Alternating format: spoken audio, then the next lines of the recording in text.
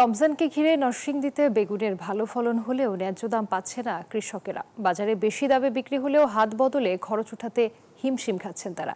এ বিষয়ে নরসিংদী থেকে বিস্তারিত জানিয়েছেন আমাদের সহকর্মী হৃদয় খান। আমি রয়েছি নরসিংদী সদর উপজেলার শিলমান্দি ইউনিয়নে। আপনাকে যদি একটু দেখাতে চাই, এখানে প্রায় 50% জমির উপরে কিন্তু বেগুনের আবাদ করেছেন কৃষক।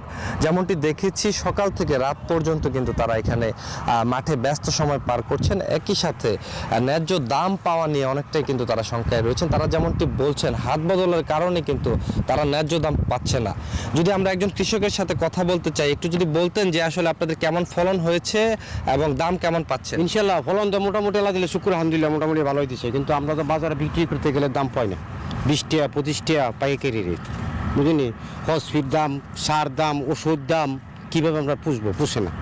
ফলন খুব ভালো, সেই তুলনায় কৃষকের দাম একটু কমই আছে। 20 টাকা 25 টাকা ওনাদের যে খরচ, এই খরচ অনুযায়ী ওনাদের এটা খুব বেশি লাভবান না। ওনাদের লেবার খরচ বা এই খরচ দিয়ে আরও খুব বেশি লাভবান না। তো আসলে যেমনটি শুনছিলেন, কৃষক এবং ক্রেতা যেমনটি বলছিলেন যে আসলে হাত বদলের কারণেই কিন্তু এই বেগুনের দাম কিন্তু বাড়ছে।